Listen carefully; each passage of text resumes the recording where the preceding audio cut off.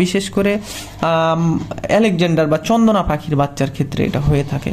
শতকরাই বাংলাদেশের মধ্যে শতকরাই 90% বাচ্চাই মারা যায়। কি কারণে? যে এই চন্দনার বাচ্চা ডাইজেশন যদি একবার প্রবলেম হয় ওটা রিকভারি করা খুব টাফ। চন্দনা, তারপরে মদনা তোতার বাচ্চা, এগুলো হচ্ছে মানে খুব রিক্সি হয়ে যায়, টাফ হয়ে যায়। বাট রিংনেকের বাচ্চা তুলনামূলক শক্ত বা হচ্ছে যে এটা নিজে কন্ট্রোল করে নিতে পারে। তো আমি আশা করি ভিডিওটার মাধ্যমে কিছু একটু বুঝাতে পারলাম। তবে আপনারা অবশ্যই আমার ভিডিওটা মনোযোগ দিয়ে দেখবেন। যার যার প্রবলেম হয়তো বা এই প্রবলেমের সমাধান আপনি এখানে পেয়ে যাবেন। আর বাচ্চার জীবনের সেফটির জন্যে আমি বলবো সব সময় আপনারা এই হার্নেসটা ব্যবহার করবেন। কারণ আমার এই বাচ্চাটা এখন কিন্তু টুকটাক উড়াল দেওয়ার চেষ্টা করতেছে। এখন হয়তো আপনারা ভাববেন এখান থেকে এইটুকু তো উড়ে যাচ্ছে, এখানে তো সমস্যা হবে না। বাট না, এই যখন জানালাতে বের হয়ে যাবে তখন দেখতে পাবেন যে আসলে এর কত দূর বা কত দৌড়াতে পারে বা উঠতে পারে। সেক্ষেত্রে ওর জীবনের সেফটির জন্য এই যে হার্নেসটা পরানো থাকবে। যখন আপনি খাঁচার বাইরে রাখবেন ওই অবস্থাতে হার্নেসটা পরাই নিলেন। কারণ আপনি যদি সাপোজ ছেড়েও রাখেন আর যদি বাসায় ফ্যান চলে, যেহেতু এখন গরমের সময়, যদি ফ্যান চলে আর ফ্যানে যদি সে যে আঘাত পায়, ও তো জানছে না যে আমি ফ্যানে আঘাত পেলে আমি মারা যাব। অতএব আপনার নিজের ব্যক্তিগত এটা হচ্ছে বেসিক বিষয় যে ওর জীবনের নিরাপত্তাটা দেওয়া আপনার নিজের, একান্তই নিজের, এবং ওর নিরাপত্তার ক্ষেত্রে আপনাকে সর্বদা খেয়াল রাখতে হবে। সেক্ষেত্রে কি করলেন, আপনি এরকম একটা হার্নেস ব্যবহার করলেন। এই হার্নেসের মাথাতে যে লক থাকে, এই যে লক, এই লক হচ্ছে যে সেট করে দিতে হবে তার পায়ের সাথে। আর হচ্ছে যে ওর ডাইজেশনের বিষয়টা লক্ষ্য রাখতে হবে, তার খাবার দাবার বিষয়টা লক্ষ্য রাখতে হবে। যেহেতু এ সময়ে হ্যান্ড ফিড থেকে সেলফ ফিডে যাচ্ছে, মানে জীবনের রিস্ক বেড়ে যায়।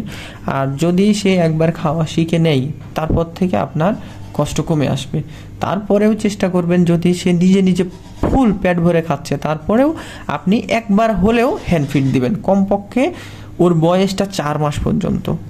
আপনি কি চাইবেন যে আপনার নিজে ভিটামিন জাতীয় খাবার না খেয়ে নিজের শরীরটা নষ্ট করতে, দুর্বল করতে চাইবেন না? ঠিক এমনটাই, ও যতটুকু খাবার ডাইজেশন করবে বা যতটুকু খাবে ততটুকুতে কিন্তু সে ভিটামিন পাবে না, মিনারেল পাবে না। সেক্ষেত্রে হ্যান্ড ফিড ফর্মুলাটা ব্যবহার করলে যদি ভালো কোয়ালিটির হয়, সব ধরনের ভিটামিন বিদ্যমান আছে, এমন কোয়ালিটির যদি হয়ে থাকে তাহলে আপনার পাখি তো খাবে সে ফলমূল। তারপরে আপনি যে ফিডিংটা করাবেন ওই ফিডিং থেকে বিভিন্ন রকম যে ভিটামিন মিনারেলটা পেয়ে যাবে। এতে পাখিটা সবসময় বডিটা কি থাকবে, স্ট্রং থাকবে, মোটা তাজা থাকবে। যেমন আমি আপনার বারবারই দেখাই, এর আগেও দেখালাম। এই যে দেখেন আমার বাচ্চার বডিটা দেখেন, তাহলেই আপনি লক্ষ্য করবেন এই যে পুরোই মাংস শরীরে, এই যে বুকে আমি তো ফিল করতে পারতেছি হাতে নিয়ে, যে এই যে দেখেন এই যে পুরোই মাংস, প্রতিটা জায়গায় মাংস। হ্যাঁ, তো এটা হওয়ার কারণ কি, যে আমি জানি যে আমার বাচ্চাগুলোকে কিভাবে যত্ন নিতে হবে, কোন ভিটামিনটা দিলে তার বডিটা মোটা তাজা থাকবে, কোন সময়ে দিতে হবে, কখন খাবারটা দিতে হবে, এবং সেলফ ফিডে নিয়ে যাওয়ার পূর্বে আমাকে কি কি কাজ করা লাগবে। হ্যাঁ, অতএব এই জিনিসটা যদি লক্ষ্য রাখেন আপনার বাচ্চাগুলো শুকাবে না। তো ভালো থাকুন সবাই। আশা করি ভিডিওটা থেকে কিছু ইনফরমেশন পাইলেন। হয়তো বা একটা কথা শুরু করতে যে আরও কিছু কথা চলে আসে, কিন্তু আসলে যেটা প্রয়োজন, যৌক্তিক যেটা, ওটা অটোমেটিক্যালি চলে আসে। আরও কিছু প্রশ্ন থাকলে বাচ্চা রিলেটেড আপাতত দৃষ্টিতে আপনারা অবশ্যই আমাকে নক দেবেন। আমি আমার সাধ্য অনুযায়ী যতটুকু আমার জ্ঞান আছে আমি শেয়ার করার চেষ্টা করব। আমি একটা কথা বলি, আমি কোনো ভেটেরিনারি ডাক্তার না, বা ভেটেরিনারি কোনো প্রকারের আমি কোর্স করি নাই। আমি যা আপনাদের হচ্ছে পাখি রিলেটেড যে ইনফরমেশনগুলো দিয়ে থাকি, এটা আমি পুরোটা আমার নিজের ব্যক্তিগত অভিজ্ঞতা থেকে। আমি বিগত 15-16 বছর শুধুমাত্র পাখি নিয়েই কাজ করতেছি।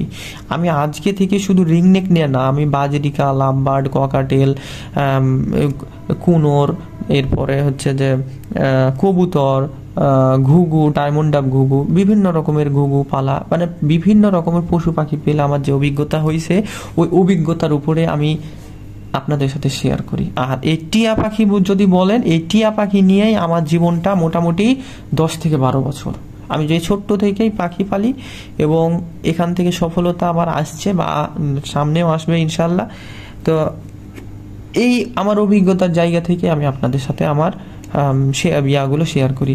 তবে আমি যতদূর দেখছি আপনাদের কমেন্ট বা আপনাদের ইয়া থেকে, যে আমি যে ট্রিটমেন্টগুলো দিই আপনাদের বা যে উপদেশগুলো দিই, বেশিরভাগ লোকই বলেন যে ভাই আপনার ট্রিটমেন্টটা বা আপনার হচ্ছে উপদেশগুলো আমাদের কাজে আসছে, বা প্রতিটা অক্ষরে অক্ষরে কাজ হচ্ছে। তো এটাই তো একটা অ্যাচিভ, এইটুকু পেলেই তো আমার আর কিছু লাগে না। এই যে আপনাদের ভালোবাসা, আপনাদের যে পাশে আমি দাঁড়াইতে পারি, বা সঠিক ট্রিটমেন্টটা যে আপনাদের পাখির উপরে পড়ে এবং পাখিগুলো আপনার রিকভারি হয়, এর ছাড়া আর কি চাওয়া পাওয়া আছে। তো ভালো থাকুন সবাই, আশা করি আপনাদের পাখিগুলো ভালো আছে বা নেক্সটেও ভালো থাকবে ইনশাল্লাহ। আসসালামু আলাইকুম।